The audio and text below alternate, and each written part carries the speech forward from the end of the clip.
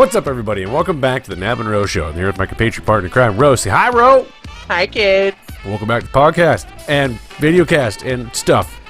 I can't get used to that. I try. Show. You know, whatever. Anywho's. Yeah. So, what are we going to be talking about this lovely day? We're going to talk about what we did on 4th of July, because I know both of us went to places and did things, so... That's right. We that absolutely would be fun to let everybody know what we did. Yeah. So, ladies first. Ro, please share Ladies away. first. Yeah, so I think I've mentioned my parents live at the end of a cul-de-sac, and we've lived there, 30 years now, or they lived there 30 years. I don't live there anymore. But it's very convenient to do fireworks in the middle of, the round of the cul-de-sac. And so we've been doing it for, last year was the first time I think we didn't do anything because of COVID. But, 90% of the time that's where all the fireworks are lit off, is in the middle of the round, and all the neighbors down the street come down, and, So, and my parents usually host a little bit of a barbecue, since they're kind of at the corner of that, or the head of that circle, and so The Bemis. we did that. Yeah, the Bemis. So wasn't as big of a crowd, at least from our family and friends that usually come, but there were a lot of kids running around, and I mean, I know that they have lots of neighbors who have kids, but I haven't been around that many kids in a really long time, for a long period of time. So it was lots of kids. It's exhausting, isn't it? It's very much exhausting. Yeah. And I just am like, I'm glad I get to go home and away from all of this. I feel like in those situations, I either act like the adult and get irritated with the kids too, or I become one of the kids and then I get yelled at by the adults because I'm instigating. Right. Well, you're extra, so I would expect either way. What? Crazy. Yeah. So yeah, it was fun. The neighbor actually had a lot of really good fireworks. So he put on a very good show, which was nice. Got to hang out with the family and played some games and eat some food, and like I said, it was low key, but it was fun. It was good. Something to do. Any firework mishaps? No, although, so, I mean, I don't know how you guys do it, but I've grown up with, so you get like the big package of assortment of fireworks, and you light them in the box that they come in, right? Yeah. Well, apparently my brother-in-law didn't know that was a thing, and so he was taking them out of the boxes. Yeah. And we're like, no. Oh, no. Yeah. I mean, he only did it like twice. I mean, it wasn't like a huge deal. And they were like little ones, but we're like, that's not what we do. That's not how this works.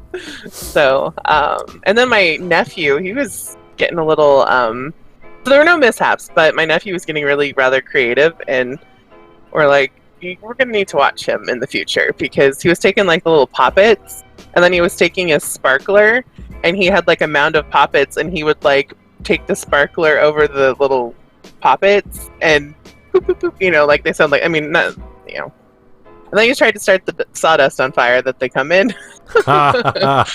So, with the sparkler. So, anyway, we're like, we should gotta watch him. But I was a pyro back in my day, too. Yeah, my brothers were, too. Like, all of their friends would come over with, like, backpacks, and then they go in my parents' garage, and you just hear nothing but, like, hammering. And then you see them come out with, like, a Gatorade or Powerade bottle full of dust and things from multiple fireworks. And then they go somewhere to shoot it off. So, that's all made like pipe bombs and stuff like that. Yeah. They got close to getting in trouble a couple times. Like, we were reminiscing. One of my brother's friends was over, and he's like a third brother. We've known him since they were in like kindergarten, and we were reminiscing about all those close calls and all those bombs they made. So. Oh my goodness! It's good times. It's good times. Absolutely. Yeah. So my 4th of July, we actually had a group of friends. So some friends came down from up north, met with us, and then we drove down to meet with my other friends. So we went to Justin's. So we all know Justin. Went down there, and we actually first would stop by the lake down there. We didn't go boating, but we went to the beach there. and just hung out in the water for several hours. Just hung out in there, enjoyed it, enjoyed the time there. I said there a lot in that sentence. That was bad. That's okay. Bad, Mike. So, ended up going to Justin's just thereafter, and he cooked the burgers, the dogs. I know his brother brought in a bunch of extra foods and sides and stuff like that. Sure. Whew, excuse me. I just drove 8 hours, so I'm exhausted. But we did that, and then I was in charge of bringing the fireworks. Oh, okay. And we ended up setting those off right just as the sun started going down. We did have a mishap. Oh, no. You know those Do you boxes? have 10 of your fingers? 10 fingers? Okay, good. But you know those boxes we were talking about? Yeah. Well, the first one we got, the first box, ended up shooting low the first time. Oh, like no. maybe 15 feet, which is way too low. Yeah.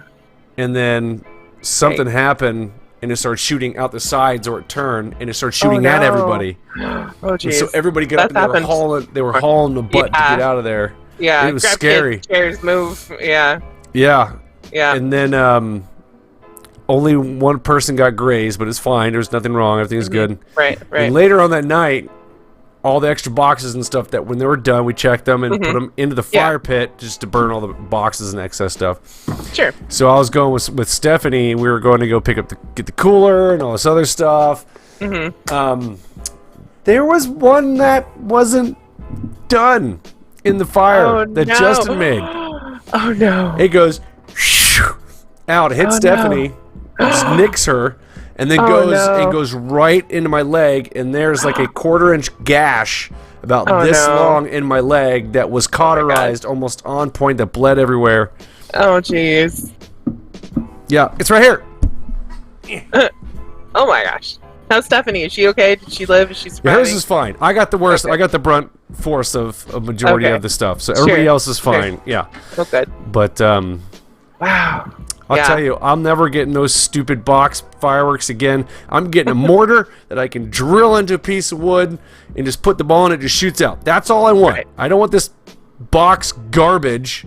Right. I want to know what the mortar looks like. I want to be able to put it in the tube and do the thing.